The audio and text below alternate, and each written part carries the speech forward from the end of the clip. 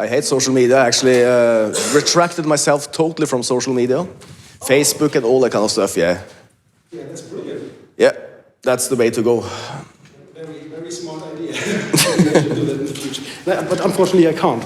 I know you can't, so... Because that my whole program is about I know. that social media stuff. So I know. Thank you so much. Thank you. Enjoyed it. Me too, totally. Awesome.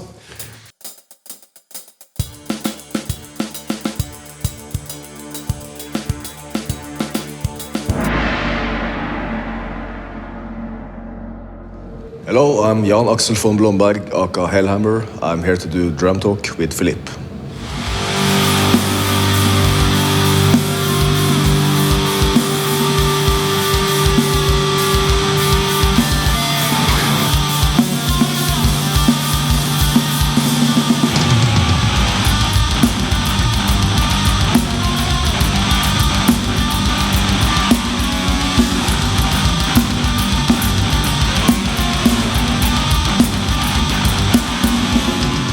First, we start this off with what the love we share of drumming is about. So what is your main love? What is your essence of drumming? That question I actually never thought about. It's a good one. Some people says it's getting out aggression. No, it's not about me. If I'm aggressive when I play, something fucks up and I'm angry or something, I don't play any better. I just hit much harder. And that's not always a good thing. It is about creating music and creating something that I'm proud about. Some drum patterns that at least I haven't been hearing before. Of course, it's all the nerdy aspects of it as well. Like I said, for example, collecting drums, collecting cymbals,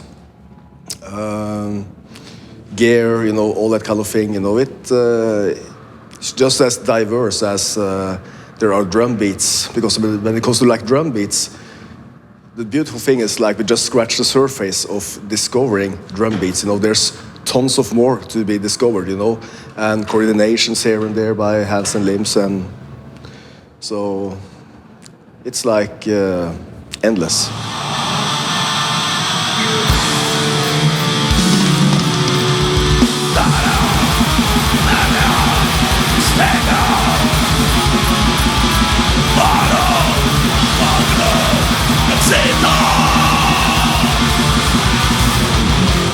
How was your learning curve? And what boosted it to become such a remarkable metal player that you are now? I would say, first, thank you for that. And it's, for me, it was all about the inspiration and the huge inspiration I had, you know, to create something on the drums. I started when I was 13 years old. I was rehearsing 4 to 5 hours non-stop each day, just drumming and drumming and drumming, because I had such a fascination and obsession about it. Of course, now I can't rehearse that much, you know, it says itself, but I still think it's extremely fun to play drums. I don't do it just because, you know, I have to, or a job or something like that. I mean, if I quit the band or are not in any band, I will still do music. No, I will still do like drums, you know, play drums, for sure. But yeah, how was that learning curve and that frustration I was talking about, like the formative years? How? No, it was more like a little bit like the drummer from Deep Purple, you know. He said something about in an interview that okay, he was better than me, but I'll get you, you know. It was only like that. It was no frustration. It was just like I heard something that I couldn't do. I was like rushing home, trying to remember the beat in my head, you know, and just try to do it. It was no frustration or anything like that. It was only inspiration.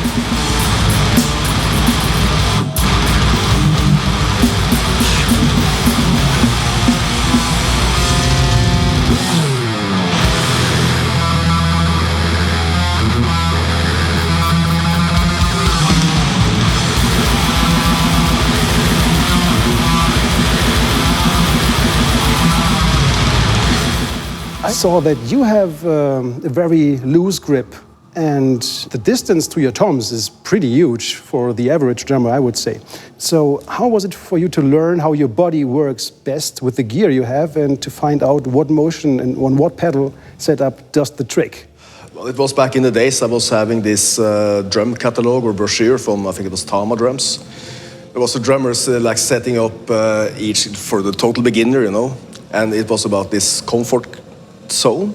First the bass drum where it was comfortable, and then where does your hand hit? If you do like this, sit on a chair, like, and then ride cymbal. It was not here, the floor tom. No, it was right here. That's why I also placed my ride cymbal there. Hi-hat there, pretty close to the snare drum. Toms like this, since I use a French grip, not a German grip. I'm more like this. And therefore the toms are more away from me than like the normal drummer. Also, I see a lot of drummers set up, they have, their bass drums are the same level as their toms, you know? But my toms are like 15 centimeters away from the rim of the bass drum. Just to emphasize, you know, this technique and the cymbals even further, but to this day, it never gave me any, you know, what do you call it, this sicknesses like tendonitis or shit like that, you know. Nothing at all. I've been totally free from any sickness, apart from I have a prolapse in the neck in 2007, which was due to a different thing. And that was, the ride cymbal was getting way too far away from me. Plus sleeping in the turbos for 6 weeks.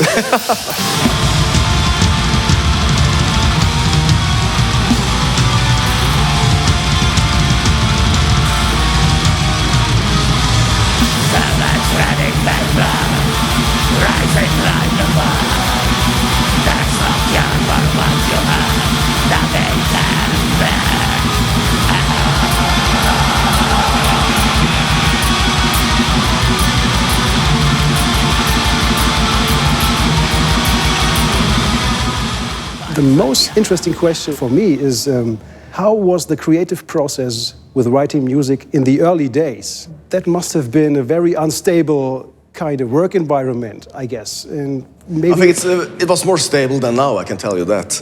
Holy shit. Back in the days, it was way easier to create anything because it hadn't really been created yet, you know. It's more frustrating now to try to create something new. I'm talking here about guitar stuff. Back in the days, also the other guys had tremendous inspiration of doing new things, and I don't know where that inspiration came from, but it was there. So today, I guess it's writing music, it's harder today. Because you really need to have something to come with. You know, you can't just play what thousands of others have done before you and even better. You know. So I was trying to create, for example, talking about the Mysterious album. I was then having a lot of ideas about totally, you know, orthodox playings, which I was given inspiration by listening to other types of music. I had lots of ideas. I remember having a multiple pedal setup, but instead of hi-hats, it was like dampers, so I could actually dampen cymbals while I was playing. And I was using kind of that in one song on the album, where I was pedaling the bass drums together with the hi-hat. I had a remote hi-hat too, where the bass drums was going dig and the pedals like this. So it was mimicking some kind of a hi-hat, a double hi-hat. And I got that idea from, I think it was listening to Tommy Lee, this Theater of Pain. And of course I know now it was some kind of shaker or like going together with the double bass. But it sounded like fucking hi-hats. And that's why I was like, you know, this I have to try to do with not 4 legs, but only 2, you know. So therefore I was like, you know, pedaling the hi-hat and the bass drum on the left side at the same time. And same here with my right bass drum pedal and the remote hi-hat. And then I had a hi-hat here that was going like this, so it gave a very interesting rhythm, you know. I think it was in Life Eternal, yeah, I used that kind of stuff.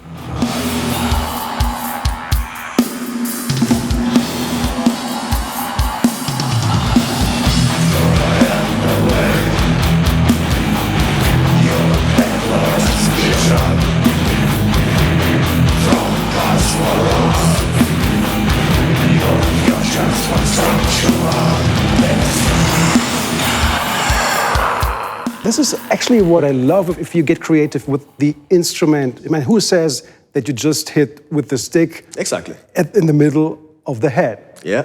It's an acoustic thing, right? Play with everything you have and For sure. combine it. I mean, it's kind of a Lego thing. It's a puzzle, and you define the puzzle and how many parts it has. So it's Totally right. very personal, and this is what I love. Have you done similar things to that fancy choking pedal? Yeah, exactly. And also I had, I think it was on the Chimera album, I wanted then to sounded like two drummers playing. So I had a normal setup, with two bass drums, hi-hat, like this.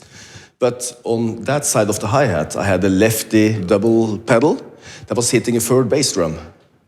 And I had the normal snare here, hi-hat, and second snare. So I was playing like the blast beat, like this, every other. While on this side, I was doing, while this was going, So it was like one playing blast beats and the other play like this. Funky disco beat. Huh? The funky disco beat. Like funky disco beat, yeah. It was actually a bit slower. People ask, well, how do you do that? Do you have an overlay or something? No. Actually played it all in one take. But it was like not playing in one part and then go in the studio and record a part over that, But it sounds like that.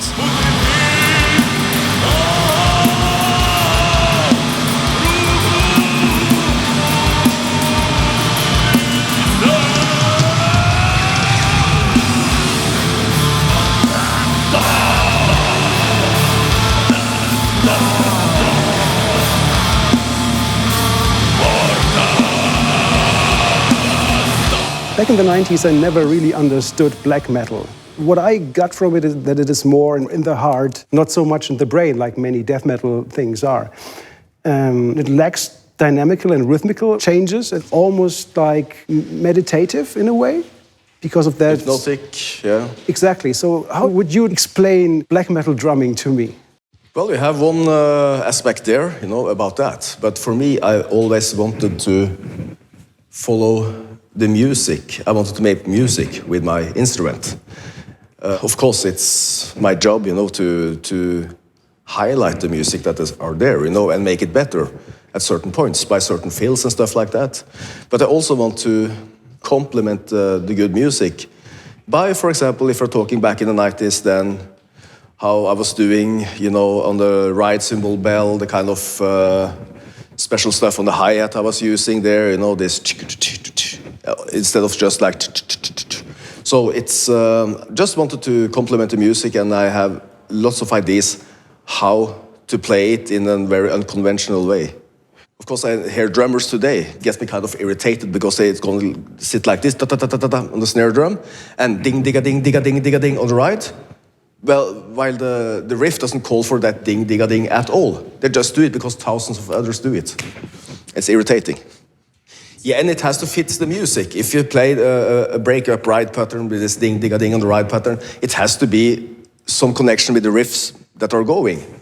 But it's today it's more like trying to get as fast as possible with no actual reason to do it other than being fast. And then it's kind of wrong for me, because a drummer should always complement the music that are already there and not create his own shit without any reason for it.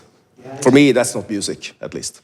I tend to do that sometimes, but only because I imagine that the guitars are doing something else. I add layers in my head what the guitar might do, and then I play those accents that are never there. Okay, well, that's another thing of seeing it, of course. You can do that, absolutely too. And I probably have done it, but not in a selfish way. It has to be musical, but like I said, I see drummers using that exact pattern, the same, all over and all over again with no reason to do it. Other than they have heard it, on YouTube or something like that before, and it has to be like this because he plays it and then it must be right. Well.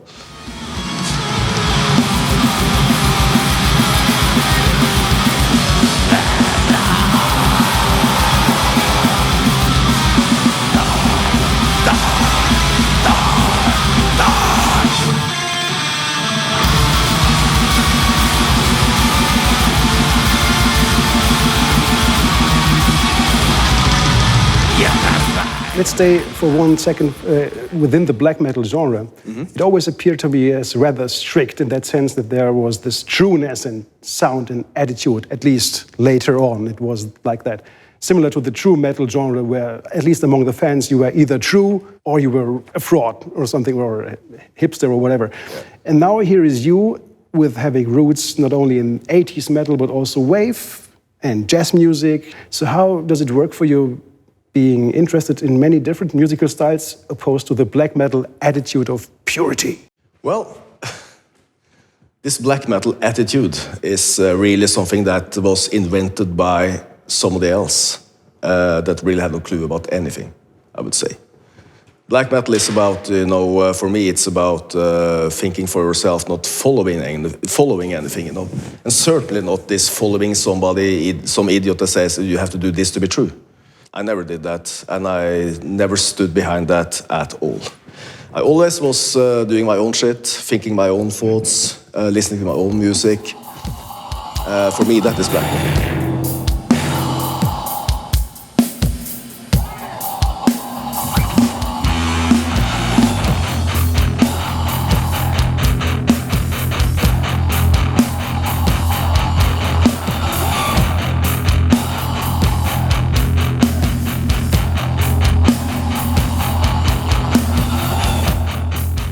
When I was in Wacken in 2000, I remember one conversation with a Norwegian guy. That time I was completely drawn to Sean Reinert and Gene Hoglan and Thomas Hawke.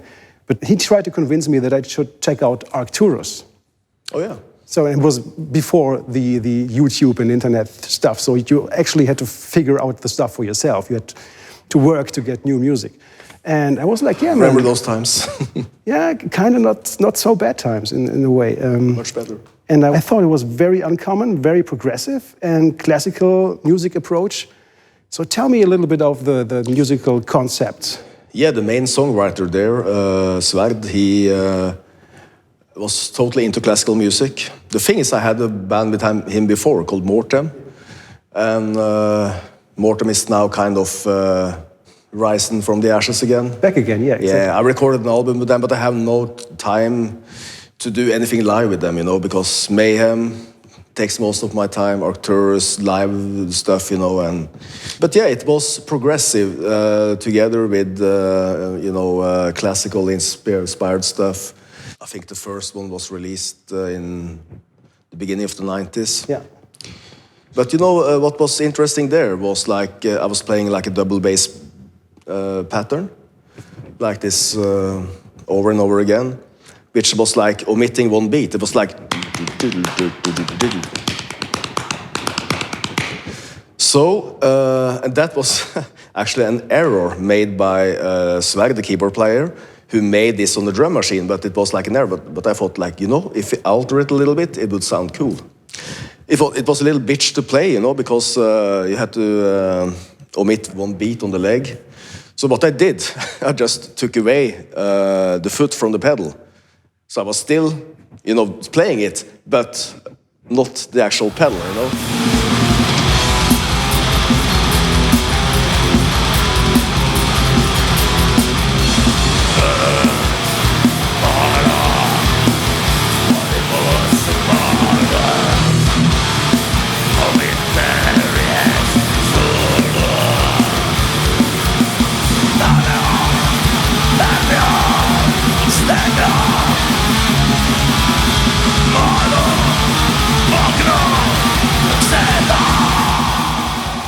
So you played with Emperor, Immortal, Dimmu Borgir, Covenant, and so on and so on. So the whole genre is kind of influenced by your playing. Well, yeah, I played with a lot of those bands. Yeah. Those old school bands, right? Yeah. So was it more important to you to let your personality shine through what you bring to the table, or was it more you felt you're just there to make the music work? I was just there, It's kind of typical, and back in the days, the scene was lacking of drummers that could play more diverse styles, So I guess that's why I was called to do it. And of course, I said yes to everything. Back in the days, I was just eating everything I could.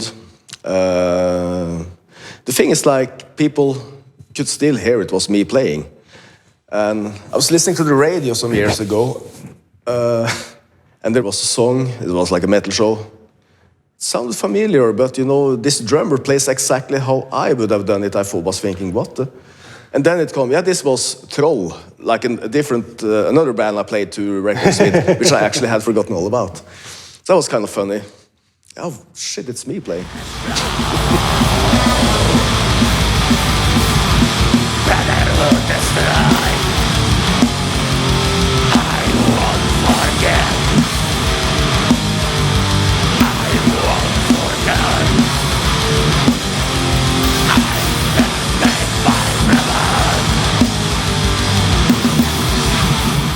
So personally, I really like the avant-garde approach on the Grand Declaration of War. So that's more my kind of stuff, like the edgy one. Yeah. So how did this more artsy and abstract way of songwriting came into place?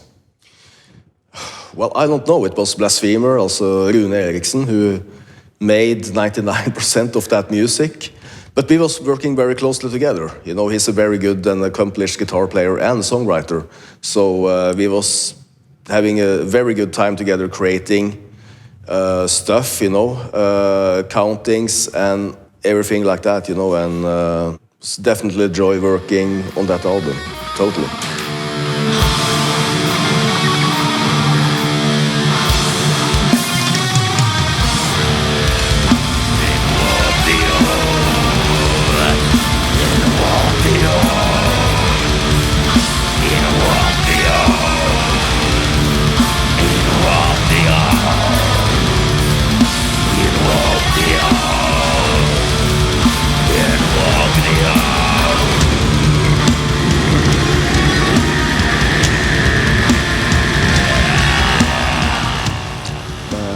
I got a mail from the Sono A&R guy, Bart Thomas, to... Thomas Bart. Thomas Bart, He's a friend of mine, yeah. Yeah, Bart Thomas, that's what I say. Yeah, but he, you know, was like, hey, this is great news. Philip from Drumtalk wants to have an interview with you. Can you do it, you know? And I was like, yes, of course I can do that. Absolutely. Yeah, that's about like my deal, you know, with Sonor drums. I always, as a kid, I was like digging this old Sonor catalogs and stuff like that. I really wished, you know, to have Sonor drums. Now I have like 14 of those. And Bummer. yeah, working with Sonor is like a dream come true. I would say the same for the other endorsement stuff I have, like Pasty cymbals. Such a good company, such a great brand of cymbals, you know, Vic First sticks and Axis pedals. It's all great stuff, you know, and I endorse it for a reason, absolutely. It's not that I be given free gear, because I don't. I like to pay for my shit, and I know about deals that they have, you know, okay, you get a free drum kit, poof, thrown at you, and then when you're done with it, you have to deliver it back.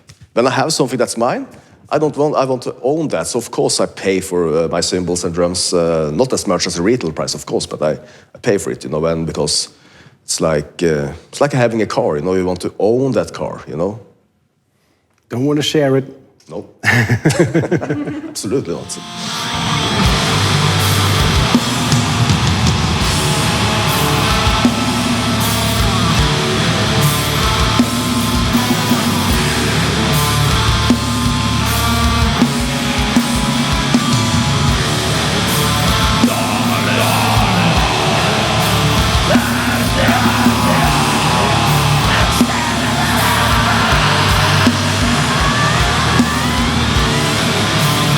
Well, thank you, Philippe. Vasilis, it was great having you here. I now, unfortunately, have to leave on stage to perform with Mayhem. Next time. Thank you so much.